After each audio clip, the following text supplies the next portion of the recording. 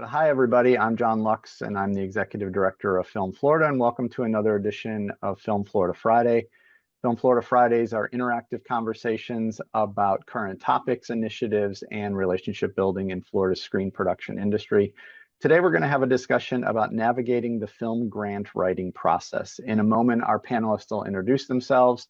Then I'm going to ask some questions, as I always do, and then we'll open it up to the audience for questions and comments. During the initial part of it, we're going to ask that you keep your microphones on mute and don't jump in so we don't have any interruptions. Once we get to the audience participation part, we're going to ask you to use the hand raising function, which is under the React button, and we can call on you and bring you on screen. But we're also going to ask everybody to keep their questions and comments brief in the interest of time and out of the fairness of others that want the opportunity. Film Florida Fridays, as always, are free, but we hope you will consider donating $20.24 for our 2024 fundraising campaign. We're in the last few days of that campaign. The donation link will be posted in the chat box, or you can find it on our website. With that, we're going to introduce our guests and see if we can get going. Tyler, why don't you go ahead and introduce yourself first? Sure. I'm Tyler Martinovich. I'm the film commissioner for Hillsborough County. I'm also the second vice president of Film Florida. I've been in this position for 11 years. And before that, I was a production manager and line producer for about combined 15 years. So all in about 23, 24 years I've been working in the industry. But I also have been a programmer and co-director of the Sunscreen Film Festival. I've also been a programmer and co-director of the Gasparilla Film Festival. And in my capacity at Film Florida, I've also been on the Emerging Filmmaker Grant Selection Committee for what now, 2 years, John, I think, something like that? I think it's a little longer than that.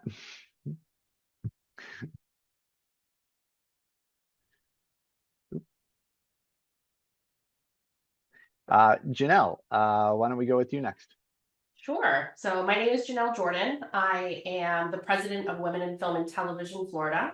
I am also on the board of the Industry and Association Council. Not the board, I'm the chair of the Industry and Association Council for Film Florida.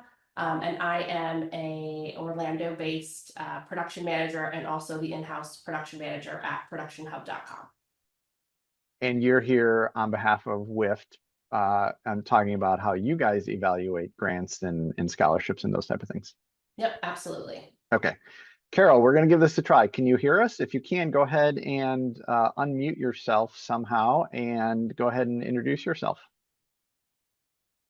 Good morning. I'm Carol Dean. I'm president of From the Heart Productions, and I am the author of the Film Funding Second Edition book. I'm a producer. I've been in the industry since the dawn of time. I love it. The Art of Film Funding is the book I wrote because I feel film funding is the most overlooked and the most important aspect of filmmaking. So at From the Heart, we support documentary shorts, features that are unique and make a contribution to society. And we're fiscal sponsors for Filmmaker. We focus heavily on education for film funding, producing, and distribution. We have free monthly pitch classes to practice pitching. We have a bi-monthly film funding class to discuss funding information. We're keeping up with AI's rapid advance into the film industry. And we focus on the power of your mind and how to use your mind to fund your film.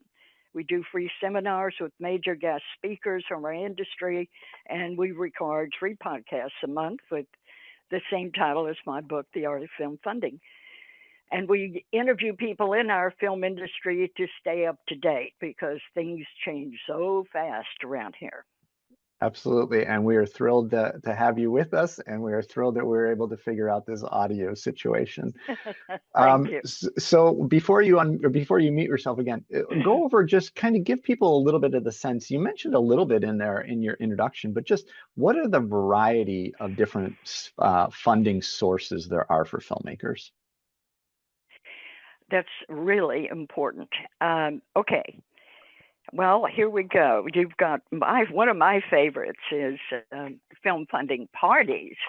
And I have a full information on that on our website. I think you can raise good money. The political world's been doing that forever.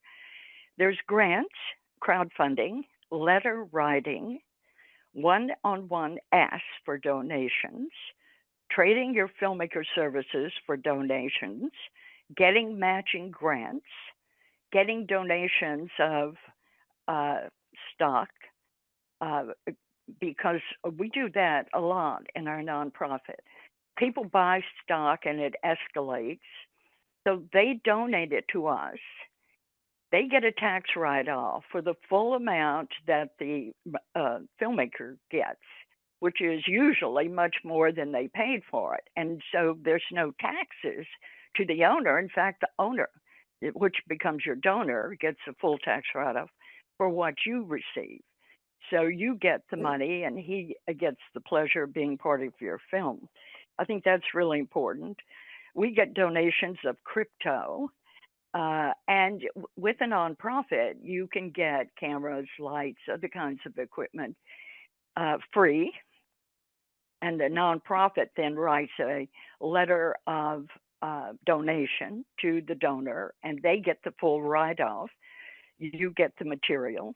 And I think connecting to strategic partners is one of the most important things to build your audience. I think asking your supplier for a discount, asking suppliers when you are negotiating prices for the nonprofit price, because you're sponsored by a nonprofit, that should give you 10 to 20% reduction. And you can get a lot of free education on all of this stuff on my website. Which is? Oh, thank you. From theheartproductions.com. Perfect. And if you put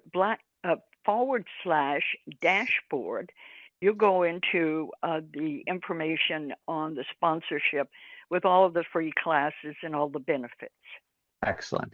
And I mean, for our panelists, we'll do a round at the very end for you guys, all the plug websites, books, any of those type of things. But in the meantime, if you want, as someone else is answering a question, if you want to just put your information in the chat box for where people can find your grants and that type of information, by all means, please do that.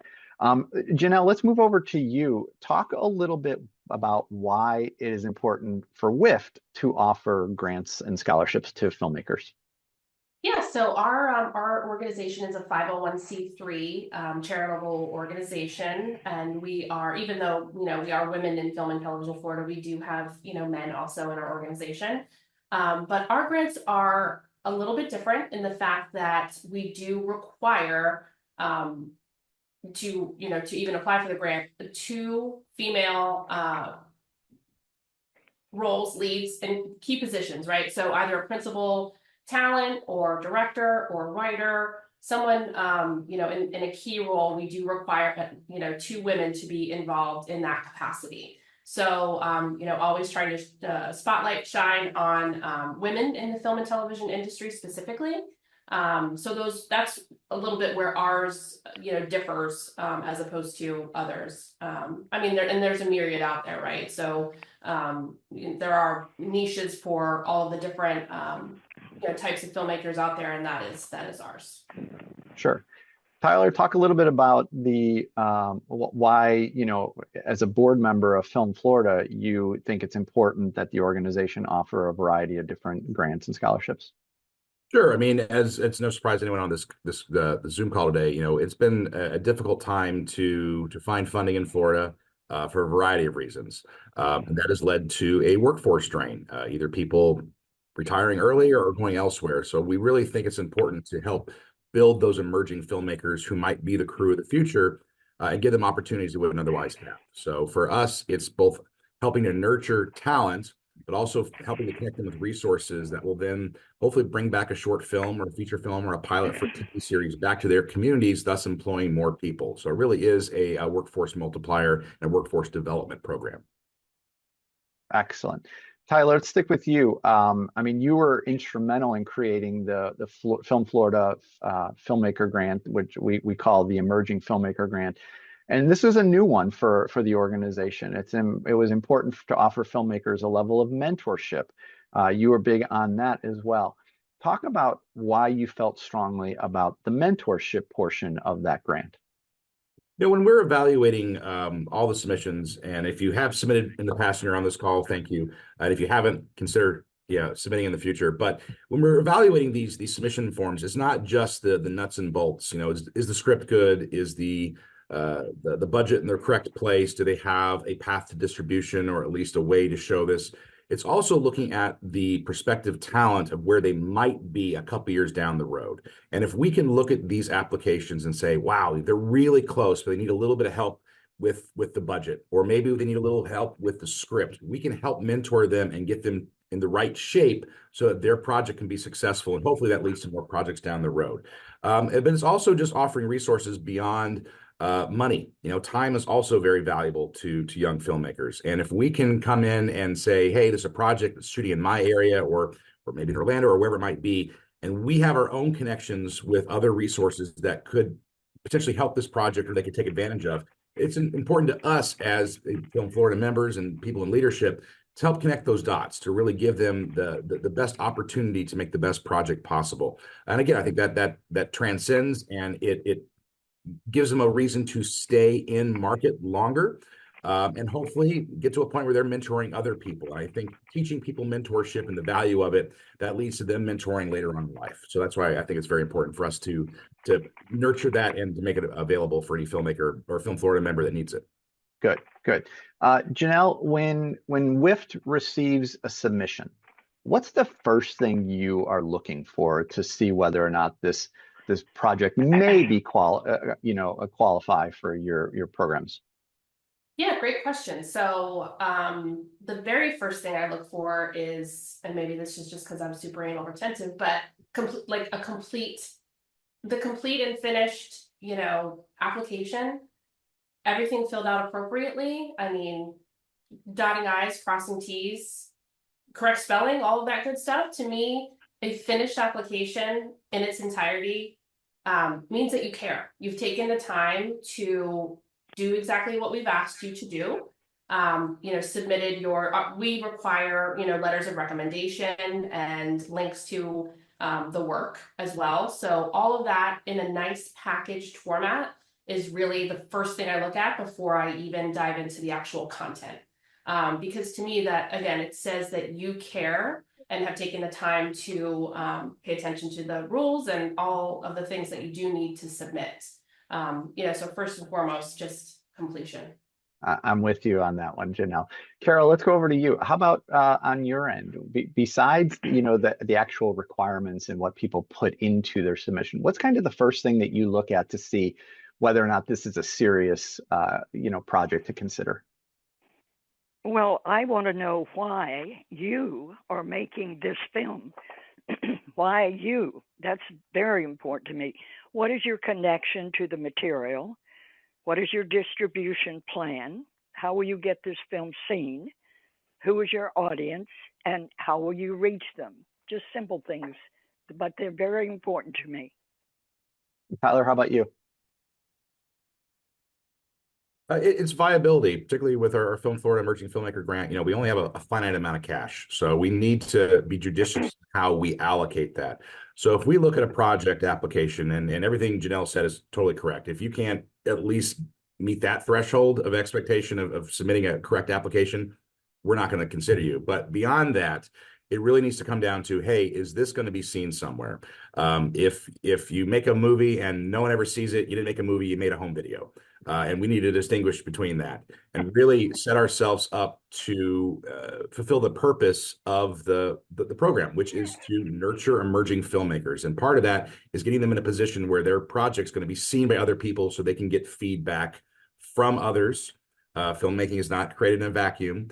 But also it gives them an opportunity to showcase their talents, which will hopefully lead to more projects. So for me, it's all about viability. If I look at a script and just say, like, this is going nowhere, or you've made a short film, or you're intending to make a short film and your script comes in at 120 pages, like, there's a problem there. And we've seen that before in applications. So as harsh as that might sound, if we look at the project, it doesn't look like it's going anywhere, we're probably going to pass on it. Yeah.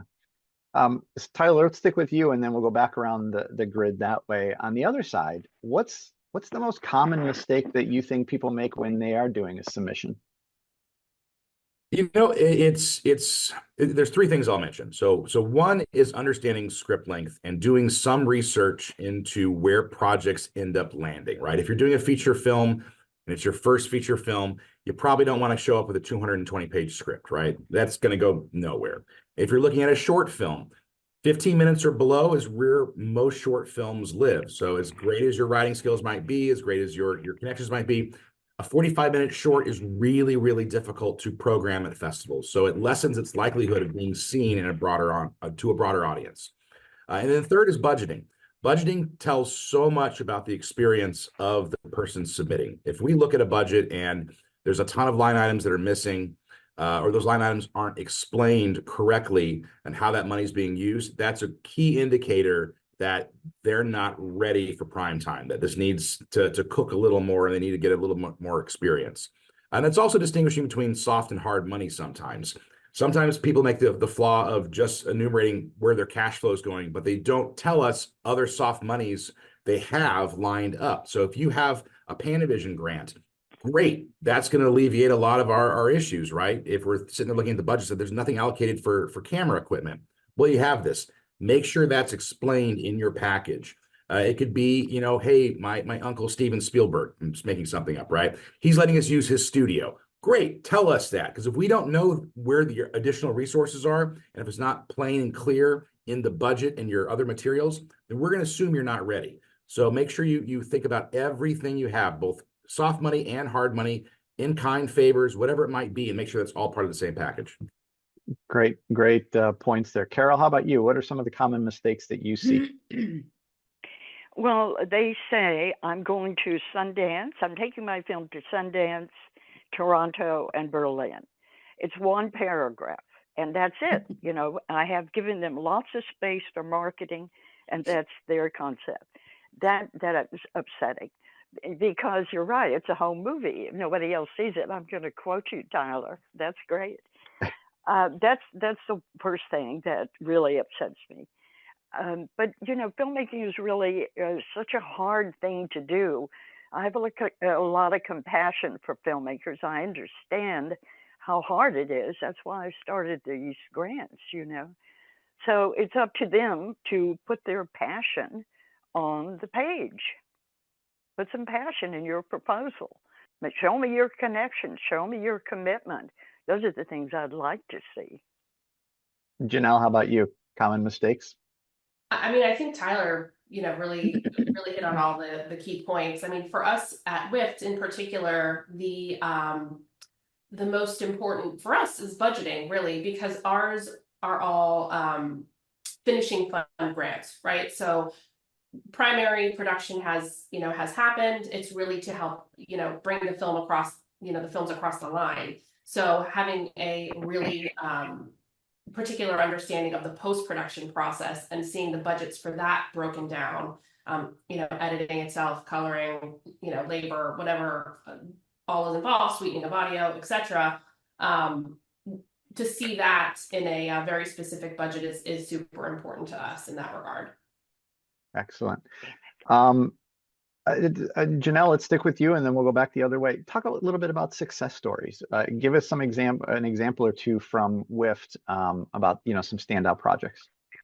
Yeah, I mean, I can speak more specifically to our most recent ones, because I've been president for, you know, the past, oh my God, 4 years, 5 years. But we didn't, unfortunately. Our scholarships and grants are based primarily on our sponsorships, because we are a 501c3, from our corporate sponsors and from our big holiday fundraiser, which just took place, Jingle Mingle. So what's unique about ours it's kind of a sliding scale, right? So each year we give out at least, you know, we have budgeted anyway for 6 high school scholarships, which are, you know, they're not necessarily grants, but they are, you know, found money in our organization if you are a WIFT member, going on to pursue, you know, post-secondary education. So that's, you know, also something to be taken advantage of in our organization.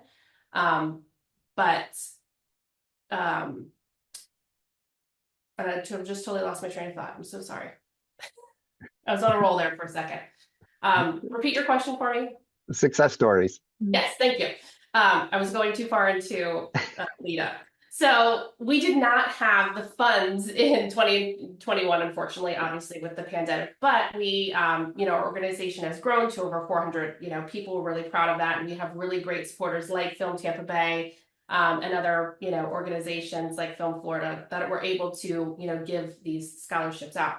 So we have specificity to members only. We give them to WIFT members only.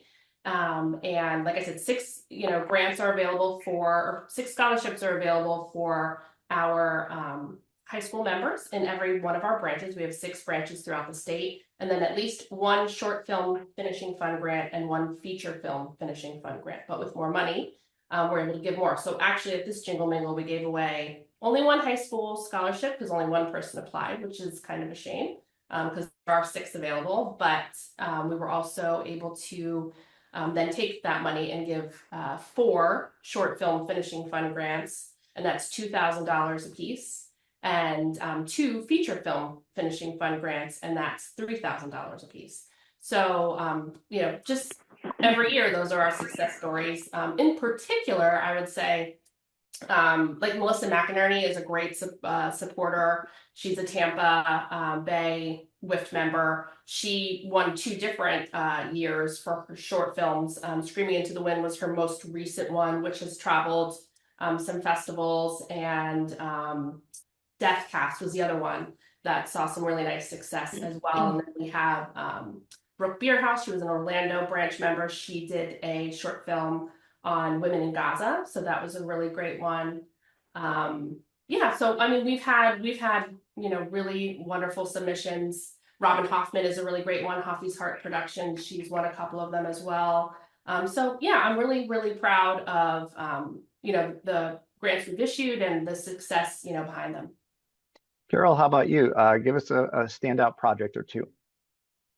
Well, one is Photographic Memories. That's a new documentary. Rachel Seed took her 10 years to make that. She won our grant years ago, and I've been working with her through all of this period because that's what it takes. It takes constant support. I'm very proud of her. She's getting great reviews.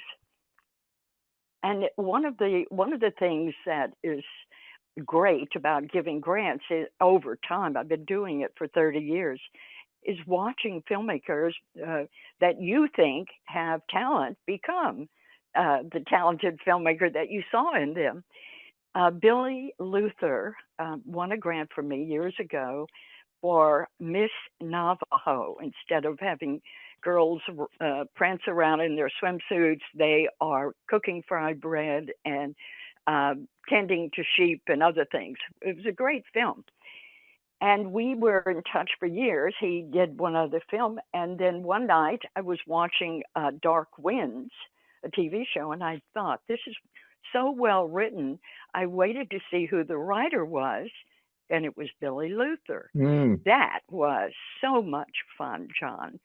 This is 20 years later, and there he is, he's writing TV shows. So this is the rewarding part of giving grants after time. And one more thing is, a man called me and said, Carol, I want to thank you for helping me get my film made. I was a finalist in your grant. And I thought, he wasn't a finalist, but I didn't say anything, and I kept listening. He said, I sold my film to Turner Classic. I made it and I sold it. He said, I wasn't a finalist. He said, I was a finalist. I wasn't the winner, but in my heart, I was a winner. And I think that's what we give grants for, to encourage people, to support people, to recognize them and their remarkabilities and say, keep going. That's what it's all about for me. Yeah. Tyler, how about in your time evaluating projects for Film Florida, any standouts for you? Yeah, I'm going to mute it. Jennelle actually stole my thunder. So Melissa McNerney was a Film Florida member, WIFT member from my market. She's made a couple of films here. All have been great. Screaming Into the Wind was the one that we evaluated through our Film Florida Emerging Filmmaker Grant. We're able to give them monies. That has been very successful, as Jennelle mentioned. In fact, it just won Best Short at the Tampa Underground Film Festival, but last year it also won the Gasparilla Film Festival and a bunch of other fests as well. So I'll pick a different one now. Raymond Kuzden, we haven't given him money through Film Florida, but as a Film Florida filmmaker, and he received a grant through the Palm Beach Film Festivals for his short Weapons and Their Names. And this short caught fire, ended up going to Sundance, having a huge festival success run. He was asked to join the Sundance Scriptwriting Institute. And his brand new feature film that came out of that opportunity called Big Game will be shooting here in Tampa Bay in January. And that received a $50,000 grant from my office. And that really started with a mentorship by joining Film Florida and really making those networking connections that helped him get the crew together to make that first short. So I think he would, if he was here in the call right now, he'd say how much he was grateful for Film Florida. Yeah, I mean, Raymond is a great success story. We actually had him on an edition of Film Florida Friday, I think probably 2 years ago. Was at FSU and won the Palm Beaches Student Showcase of Films. Then he got engaged with Film Florida, and we've been in connection with him, and he's gone on to do some really great things. So yeah, that's a great one to bring up. Carol, I want to go back to you on a question from the chat box that actually I think is good. Are there any specific genres or topics that are favored when you evaluate grants? Well, yes, it's story. I'm looking for a great story. It can be something that's been told before, but from a different angle. And it's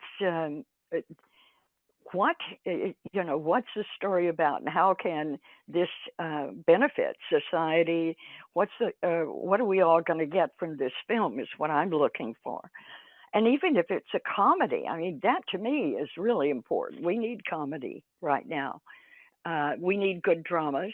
So I'm not set on any one genre, but I will say we get a lot of documentaries. And they are mostly things that really need to be told. So I found judging documentaries versus features was really difficult, because how can you pass up the Starving Children documentary for a great thriller? So I started a short film grant just for that purpose, so that those people making shorts and moving into features have a place to go.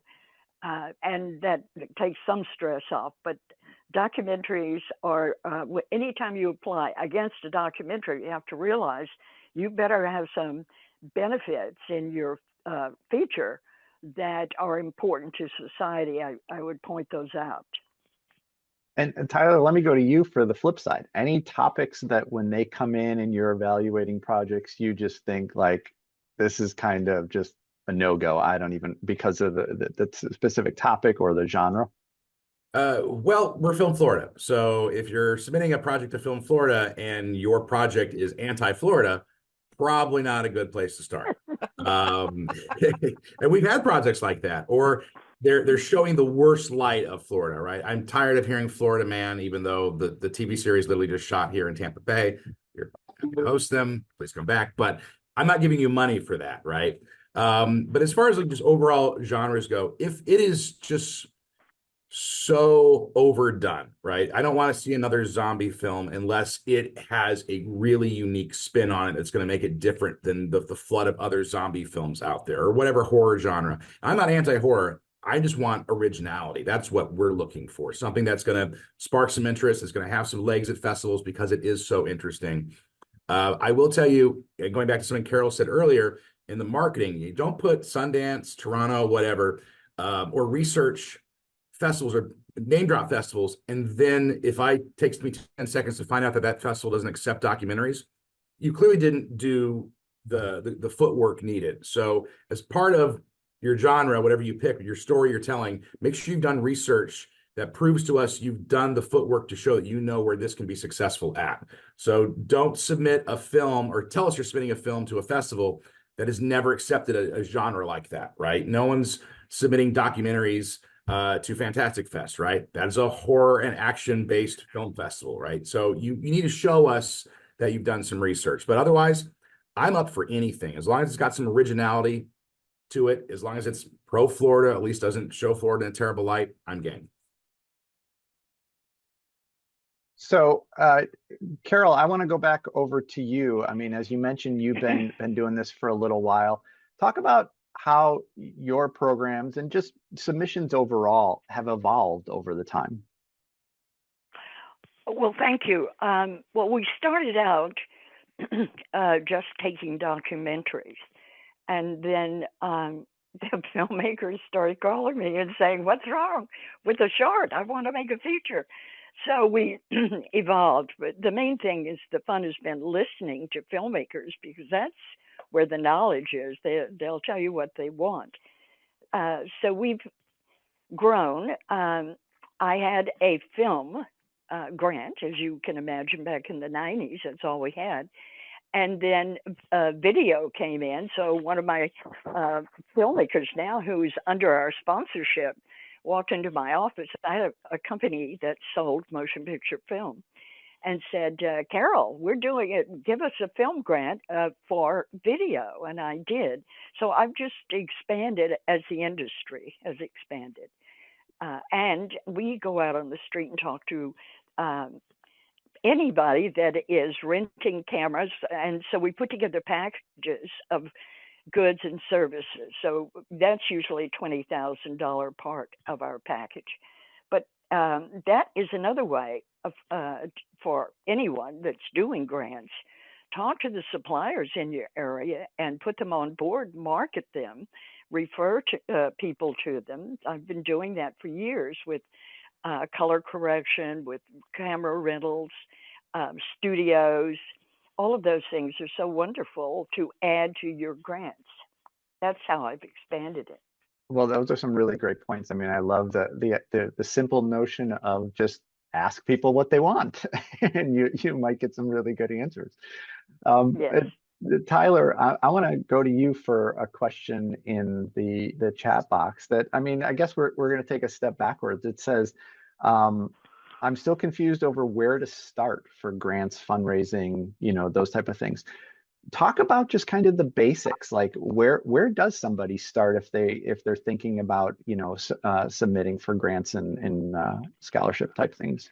Sure, and I'm sure Carol can speak to this as well. But most grant programs are not a rolling program. They have submission seasons, and they're typically in the spring or the summer.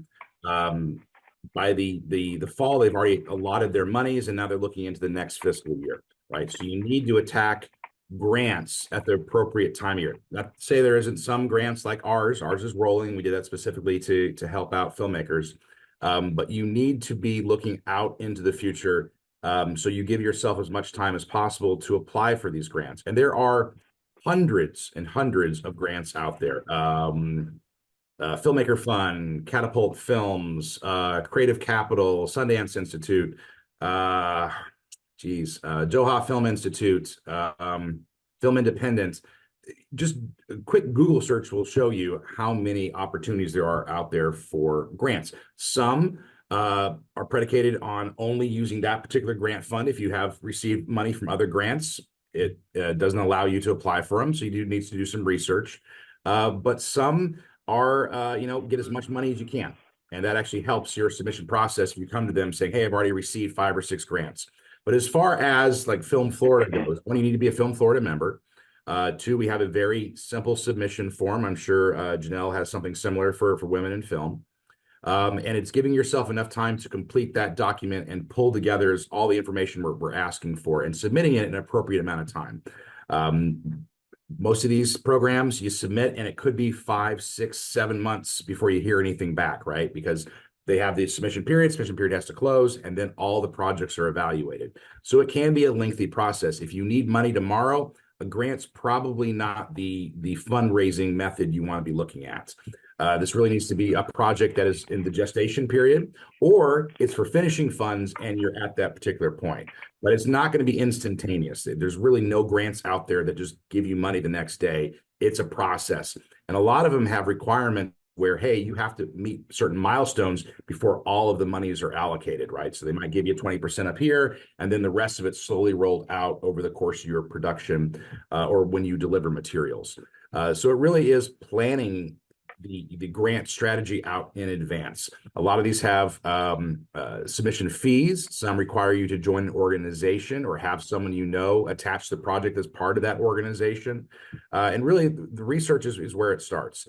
I just typed in, I Googled literally just 10 seconds ago, filmmaker grants available, and I got a list of over 240. Right. I mean, there's a ton of them, and that's not exhaustive by any means. I've looked at these projects in the past, and there are hundreds and hundreds of opportunities out there. So it's really just putting some time in, figuring out what grants make the most sense for your particular project. Some are only for documentaries, some are for short, some are for feature films, some are for emerging filmmakers, meaning you can't have made a professional film prior to this. So it's narrowing down the subjects for grant submission that most align with your particular project. I don't know if that answered the question full, John, but yeah, I mean, in part, and then the follow-up, which I'll help out with, is how do you let when you're submitting, how do you let people know what your project is about? I mean, Film Florida, we accept scripts, we get storyboards, we sometimes just get loose narratives. I mean, so every grant is going to have different requirements, and so it's important to follow those requirements to make sure that you are in fact explaining what your project is. And Paula, that obviously is one of the most important things, because the evaluators are going to look at the script or the show deck or anything that you turn in, and that is the way that they determine if this project makes sense to them and if they like it. And so the more you can submit, the better your chances, because that's going to give them a better way to visualize what it is that they may potentially be giving money for. The other question in the chat, Daniel, finishing funds, that is to finish the project. So yes, that's post-production, color correction, editing, audio mixing, those type of things. At Film Florida, we have a finishing fund that is meant specifically for that. So the positive in that case is that a lot of those projects are, they've already shot and they've already edited a portion of it. So we can actually see what it is that they're submitting, asking us to help with. And so you obviously get a much better sense once you see something as opposed to just reading a script. And so the finishing funds are focused on being able to kind of get the project past the finish line.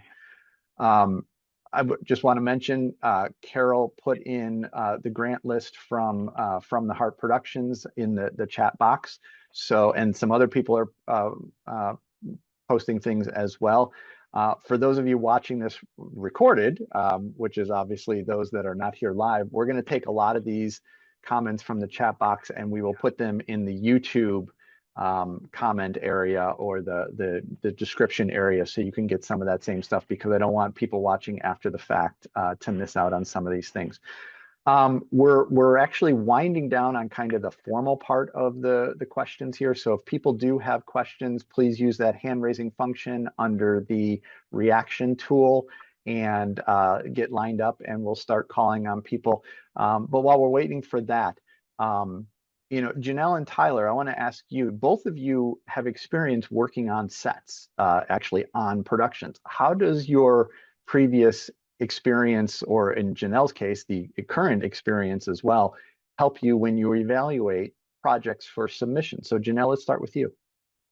Oh, that's a good question. I mean, I feel like it's the same way that, you look at things when you get them in initially, right? I mean, if you're on a set, you can sort of tell who's, I'll say, serious and who's not, per se. So, understanding, to both Tyler and Carol's point, who is serious about what they are, submitting for, that they have, everything together in a nice package, just somebody who takes pride in what they do and, is going to follow through and do you right, essentially. So it's, you really don't want to hand over these funds and then nothing becomes of it, or, something, bad happens. it's important to, the organization, I can speak for WIFT in particular, to, make sure that your dollars that you're getting in from sponsors and our membership money, that's how we fund our grant programs, is used the right way.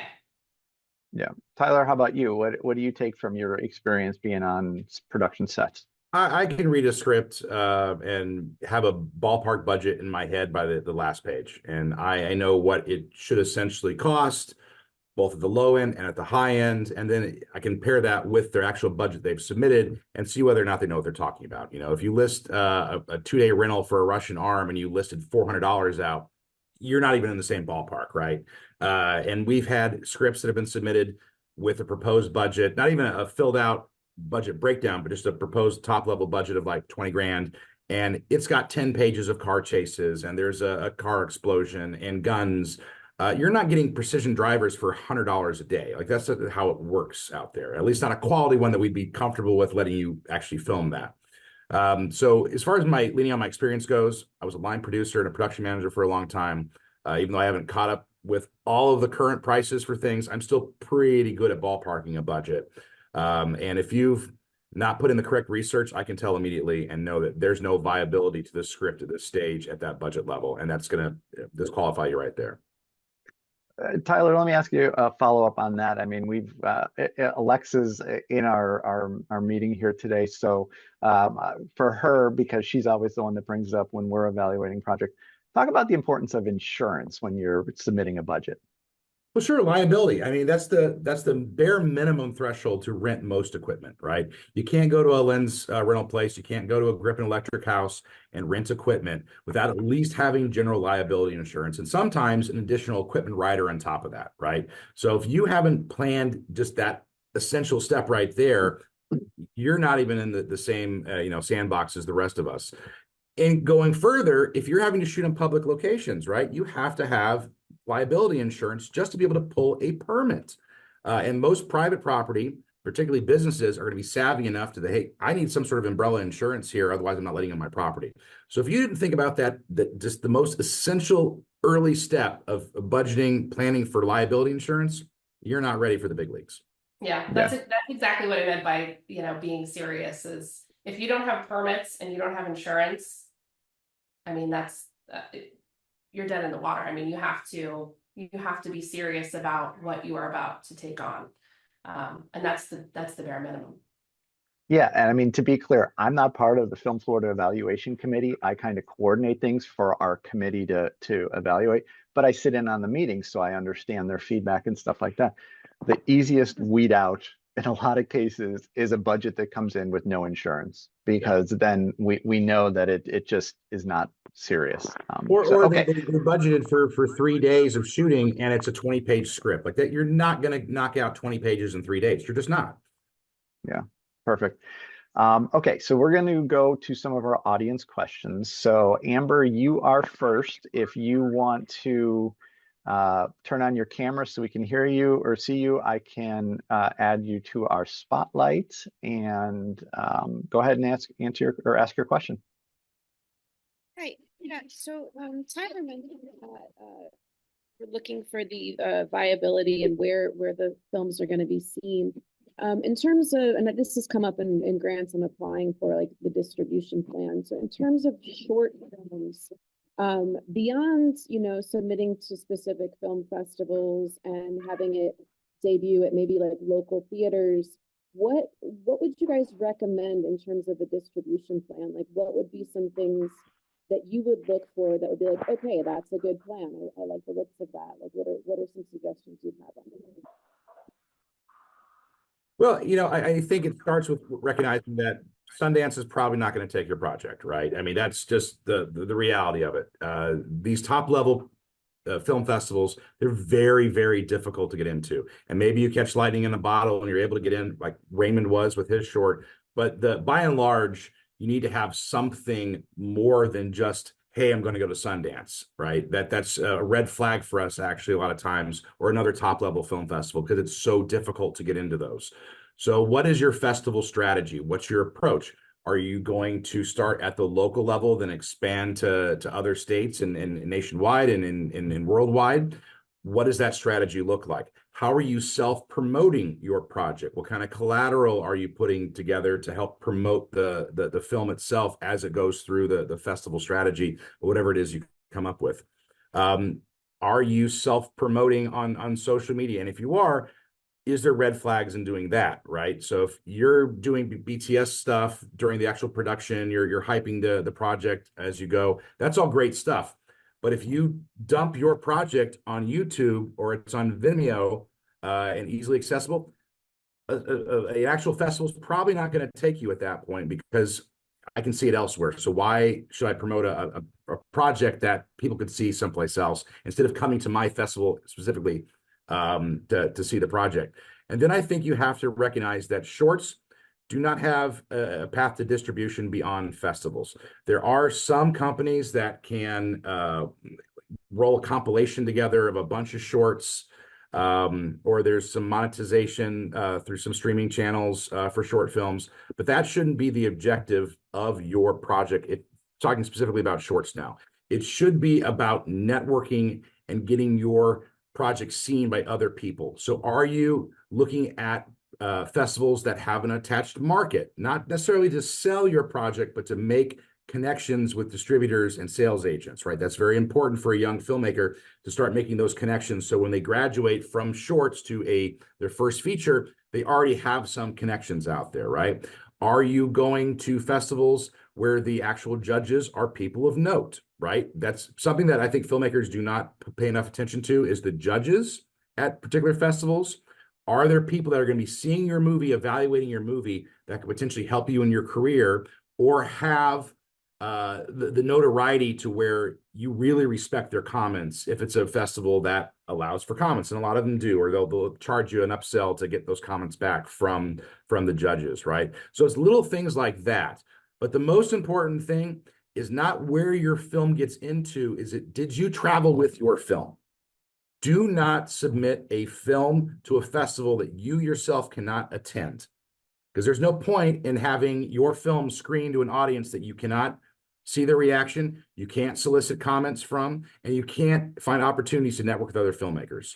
So if you get into Sundance, great. If you can't go to Sundance with your film, it was a wasted amount of time, right? You'd been more successful going to smaller film festivals that you yourself could attend, network, build connections, learn from other filmmakers. That's far more valuable as far as distribution goes for a short. That's really should be the objective of short filmmakers. Excellent points there. Thank you, Amber, for the question. Paula, I'm going to go ahead and bring you down, add your spotlight so everybody can see you. Go ahead and ask your question. Good morning. I am not as far along as everyone else on this panel and this group, and I really admire all of you, what you do. I've been making films since the 70s. However, I haven't gotten serious about it till about recently. And then when I was in Colorado, I started building a film production crew, but then I moved to Florida. And I love it here. I should have moved here years ago, but God has blessed me with a new crew out here and some actors and actresses. But my question is we did submit a film to the Melbourne International Film Festival, and we won Best Director Award, which I was very proud of that. That was our first short film. We have a lot of films and scripts that people read and go, oh my God, it's gonna be better than what you'd see on Netflix and Hulu. The problem I'm having is not only getting the grants and the funding, but I can't really pay people to be on our crew and our actors. I am on a fixed income. I do give IMDb credits. I feed everybody on the set. We have other incentives, like when we have a film submission to a festival, we give them discount tickets, we give them incentives. However, it's not quite enough to get the funding or get the people on board permanently so we can get these films done and get them submitted and then get the grants that we need for the films. And I don't mean to take up so much time, but like, for instance, we have a film that we want to do. It's a time travel film. It's a short, but unfortunately, I can't afford to make the film because I need the insurance because it's going to be filmed at Fort Christmas in Orlando. I need costumes. It's a period film. I need props. I need the people. How do I get this? How do I get people in besides the incentives I'm already getting to get where I need to go with all of this? Does that make sense what I'm asking? Yes. Jennelle, looks like you got something to say. I would love to. Yeah. So without, you know, being dramatic about it, this is what we do every day, right? So for in particular for WIFT, you know, with our Jingle Mingle event or anything like that, it's asking, right? And that's really half the battle, is talking to people that you know, talking to your local government, talking to rental houses, talking to, you know, friends. It is, can you, you know, this costume designer, are you willing to, you know, donate, essentially? And for us in particular, as a 501c3, it's a complete tax write-off. So, you know, that does help out a little bit when it comes to donations and things like that. You know, but you have to be willing to do the research, you know, ask the people. And I mean, it is hard to ask people to work for free. That's, you know, that is a difficult situation. Everybody, you know, needs to make money somehow, put food on the table. But there's always, you know, passion projects that, you know, people will be willing to work on for the weekend, or, you know, in between, or things like that. So, I mean, the ask is really half the battle. Yes, and I do. I do have a crew. I have a board of directors that work for free because they love the filmmaking process so much, like I do, and they just have such a passion for it. They don't care that they get paid. We try and film just once a month, so we don't really take up a whole lot of time. But we also have YouTube shows in between. So I am very blessed that way. But I want to get more crew on board here. We need cameramen. We need more cameramen. We need more sound people. We need this. We need that. And you know, I can't, I got a revolving door with that crew and the acting so much, because I can get actors and actresses, but it's more the crew part of it. And then again, getting the budget for the insurance and the grants and all this. So I'm kind of like, just kind of in this area, but I need to get this way. And I'm not quite sure all the steps. And I know you guys have been talking about it. It's really great, but I'm still kind of scratching my head, go, well, okay, I'd like to submit this to this grant company. And I have the script. Do I just fill it out and send it and just wait? That's what I do. Yeah, so let me jump in here if I can. One, it's especially if you're looking for crew, Jennelle's completely correct. You need to start just by asking, but it's also recognizing that for someone to be able to say yes to a free job, they have to be making money elsewhere, right? And asking for free labor, whether it's actors or below the line crew on a set, you probably don't want to be making those asks during our commercial season, which is when they're making the lion's share of their money, and they're not going to have the opportunity to say yes, right? Because they got to make as much money as they can right now. And our commercial season, at least in Tampa Bay, and Jennelle, you can jump in for Orlando and other places, but it basically runs from the very end of August through about mid-November, and then it kind of calms down for Christmas, and January is usually completely dead. And then it starts picking back up in February, and then it is gangbusters in March and April, and then it dies again.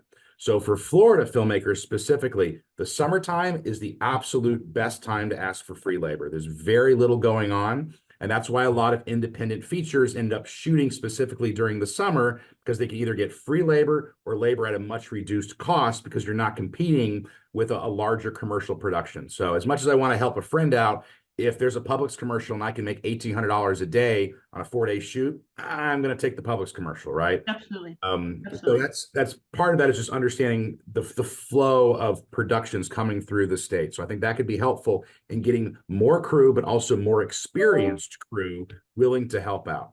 Now, as far as funding goes, remember, most people only get one shot at making a script, right? And it's either going to be successful or it's not. So you want to put yourself in the best position. So I always caution filmmakers, wait longer till the opportunity is correct, so you have all the right pieces in place to make the best project possible. So if you have a great script, but a mediocre film because you jumped the gun and you felt you needed to make it right then and there, you're never going to get an opportunity again to make another film with that script, right? And it's not going to go as many places as you want it to go, so wait. And does that mean waiting for grants to come in? Yes, sometimes. A lot of grant opportunities do not require proof of funding. So you don't have to go to them and say, hey, here's my budget of $20,000. I'm looking for a $5,000 grant. A lot of them will say, all right, well, cool.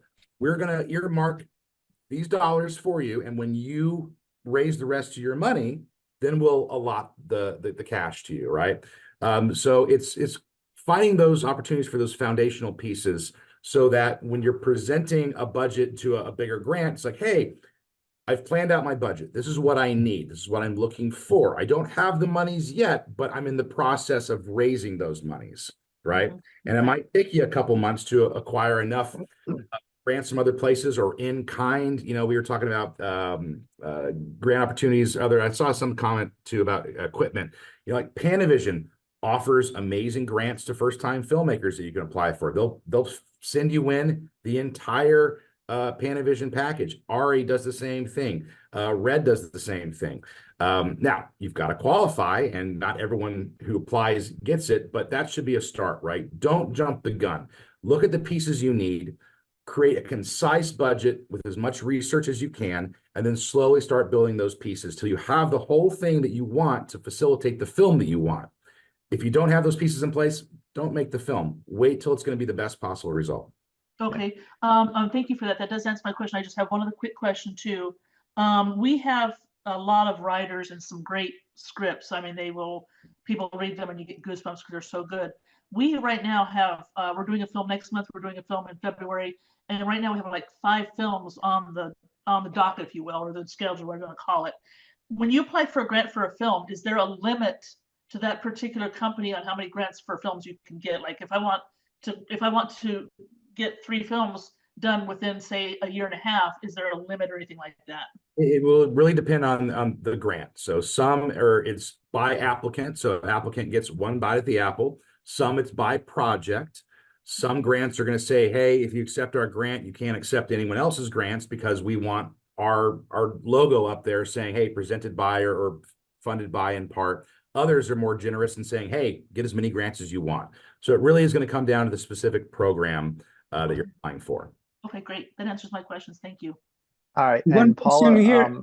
I'm not sure if I am not a panelist. Can I answer or provide some information, Paula? hang on one sec. Paula, Yeah. the number of people put some stuff in the chat box. So when you get off here, the spotlight, go ahead and go through some of those comments because I think they're going to be helpful for you. Thank you. Who was it that was speaking up there? If you Jorge, could, okay. Jorge Barba. Okay, do you have a response to Really quick. Paula? Yeah, Okay. to Paula, the Organization of Independent Filmmakers, Chapter Orlando, and they do challenges every 3 or 4 months, and you submit your script. When it's accepted, then you can post a crew call, and you can get, most of the films are the participants are not charging any money. Some people decide to pay, but you don't have to pay. You just post a crew call. You provide an IMDb credit or lunch when they are filming, but you can crew up on your film.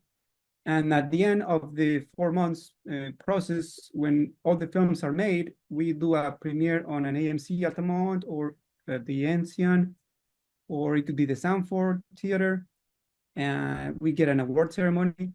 So, but that's a very good way to network and crew up for your films. And what was Okay, the name of that George, club? It's called go. Independent Film what? It's OIF, Organization of Independent Filmmakers. It used to be And George, Orlando Independent Filmmakers, but now they did Organization of Independent Filmmakers because now we have Chapter Orlando and we have Chapter Tampa, and there's going to be one in that.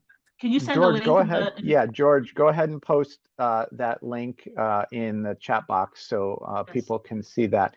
And then, okay, now, Yanatha, I'm sorry if I butchered your name. Go ahead and unmute yourself and come down and ask your question.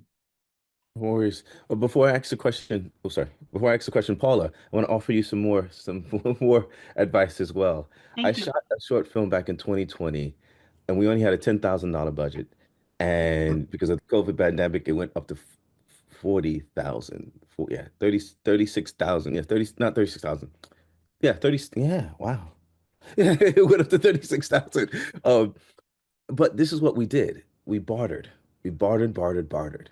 Right? I work at a college, Miami-Dade College down in Miami. Go speak to film professors, right? To speak to film students that may want to be part of the project. Get the IMDb credit. We're all saying the same thing. Talk to costume fashion professors because our costume design, we didn't pay for it.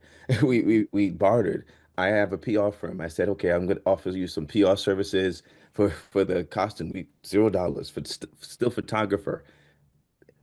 you see where I'm going. Yes, Right? I actually was in connection with Full Sail University for quite some time, and using some of their students, but they weren't very how do I say? They would say they would come and help, but they wouldn't. They wouldn't like follow through. And so I'm asking somebody on our board that's actually our location manager, and she's like trying to still get in touch with Full Sail. But I have gone to some local schools because we have a lot of teenage films here. And I've gone to local high schools, and they're just not interested. I said, look, would your drama class be interested in being in some of these local films? And they're like, no. I'm like, okay. Interesting. Yeah, very interesting. So, I just only went to 2 schools. So I just kind of got my, I just kind of got that down. Okay, I guess nobody's. Well, you have to, with high schools, there's liability involved for them to get involved. So you really do have to contact the individuals separately and deal with parents. We deal with that a lot because our mission statement is around education, and with our high schools, our scholarship grants, that's the way that we approach it. So, with that, I think just very long story short is networking, just in general. Right. Networking, talking to people, getting out there. I mean, there's tons of local organizations, ours, Film Florida, Myth, all the different film festivals locally. There's a ton of them. So I think it's just, you have to be willing to network and put yourself out there, which I think is difficult, just in general in life. But especially for these types of things that you're looking to do as far as making films, and looking for money and trying to get things made, it's important to be willing to put yourself out there. Absolutely, and absolutely. make it happen. And my last question, and I'll be quiet, is this chat window that has all this information in it. Once this Zoom meeting is done, is that still going to be available to look at? So what I will do is once we stop the recording, I'm not going to close out for a little while. I'll let everybody kind of go through and copy things. And like I said, Okay. when this gets posted on YouTube next week, a lot of this information will be included in that description box on YouTube. But yeah, I will, once we stop recording in a few minutes, I will not close out of the Zoom session. So anybody that wants to spend some time just kind of scrolling through after the conversation is over, you'll be welcome to do that. Wonderful. And I just wanted to share one more thing that I thought was really funny as I got this book. And I thought it was just really, really, There you go. That's kind of it in a nutshell. Okay, so Paula, I'm gonna remove your spotlight. Yep, go ahead and ask your question. So I do have a question, but yeah, crowdfunding is another way. So this leads to my question. So my name is Jennelle de Souvre. I serve as the first and only full-time faculty of entrepreneurship at Miami-Dade College. We just finished a film over the summer, so we're in post-production now, and we do crowdfunding. It's crowdfunding looked down upon with grants, with grant makers and those who give grants, because I'm welcoming and ask everyone who wants to to submit to our crowdfunding campaign. So not at all. Tyler? Projects that have submitted with crowdfunding campaigns that we can look at and say, hey, your goal was 10,000, you raised 8,500. That's fantastic. It shows that there's energy behind the project, that people are looking at it and saying, this is a good idea. Go for it. Crowdfunding, I think, is a great thing to have as part of your actual submission package, saying, hey, I've already raised this money. I've already started to be successful. So definitely. Yeah, we raised $10,000. The film is done. We're just working on the coloring, the sound design, and the score. So I won't pitch the film, but I want to thank you. This is awesome. So keep doing this. I don't often come as I should, but I appreciate you all. So absolutely. Jennelle, how about you guys? Any problem with crowdfunding? No. No. I mean, and to Tyler's point, any showcase of initiative where you are showing that you have an interest in moving your project forward is A-okay. Yeah, and Carol posted in the chat box as well. They have she has no problem with again, I'm not on the evaluation committee, but when somebody comes in and shows crowdfunding stuff, to me that shows effort, which is really one of the things. Like the last thing I want to see is somebody submitting an application and basically just give me free money, that type of thing. I would like to see the effort that's been put forth in submitting, and crowdfunding is obviously a good effort. Okay, so last question for Tyler, go ahead. Sword can cut both ways though. So don't include your crowdfunding if your goal was 10,000, you only raised $2, right? That's probably Yes. right way to do that. Yes. Okay, so let's go around the grid one last time.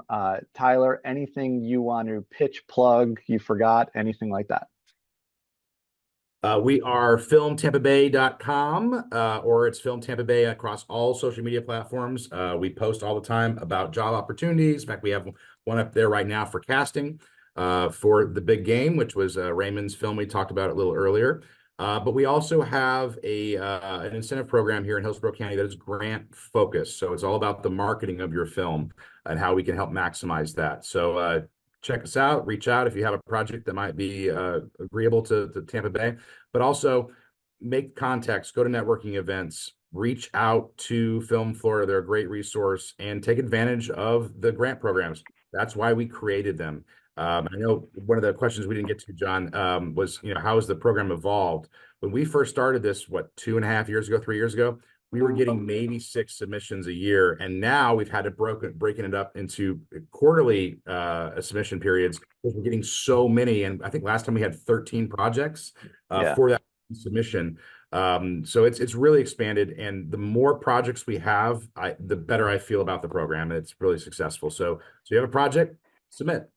And one thing for clarification on something Tyler said earlier, as far as the Film Florida programs go, you don't have to be a member to submit, but if you are a member, submissions are free.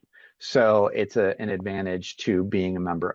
Carol, last things that you want to plug or push or promote? Well, first I wanted to say about crowdfunding, there's a wonderful book called How to Crowdfund Your Film by the researcher Stephen Follows out of England. It's brilliant.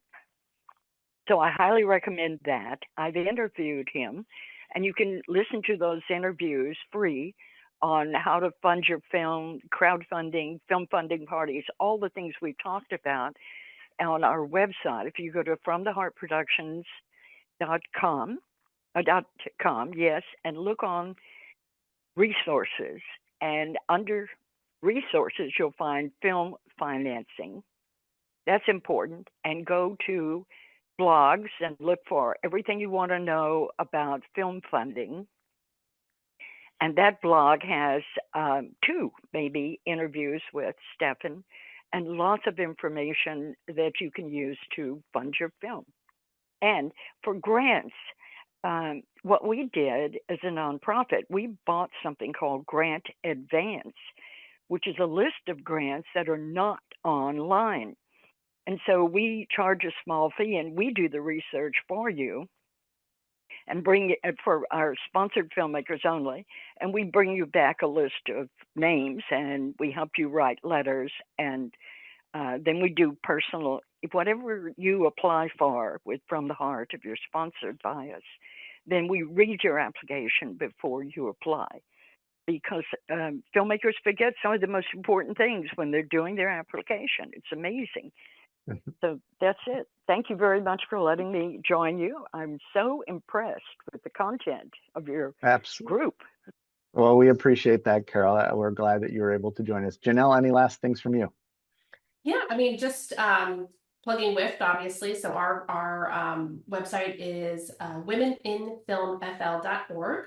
And, just echoing Tyler's point of, the stuff is there. The money is there. We budget for it every year. And again, ours is on a sliding scale. If we have more funds, we give it away. So they are there to apply for. Please apply for them. Like I said, last year we had scholarships, high school scholarships that we did not give out because no one applied. So that's just, that's lost money to people that could potentially use it. So please, make sure to apply. And then, for Film Florida as well, because I am also, WIFT also has a relationship with Film Florida in connection with the Sara Fuller Scholarship Fund. So, I mean, there's Sara Fuller, there's the Don Davis Finishing Fund, the Emerging Filmmakers Fund. I mean, they're all there to be had. So just make sure you apply. Yep. Well, that's going to wrap up another edition of Film Florida Friday. Thanks to Tyler, Jennelle, and Carol for joining us. And of course, thanks to all of you for joining us. Thanks to Katie Collins for helping me get prepared and wrangle for Film Florida Friday each month. We're going to take some time off over the holidays, but our next Film Florida Friday discussion is scheduled for Friday, January 31st, where we'll be talking about navigating the film festival circuit. Be on the lookout for that information in email blasts and on our social media pages. As always, thanks to our Film Florida members for their continued support. If you are not a member of Film Florida, I cannot emphasize enough. We hope you will consider joining at filmflorida.org. Keep up with everything we're doing on our social media pages. Make sure you check out the Film Florida podcast, which is available on most major podcast outlets. Be sure to subscribe so you don't miss any episode. Thanks again for being here, and happy holidays, everybody. Bye, everybody. Nice seeing you. Bye. Thank you.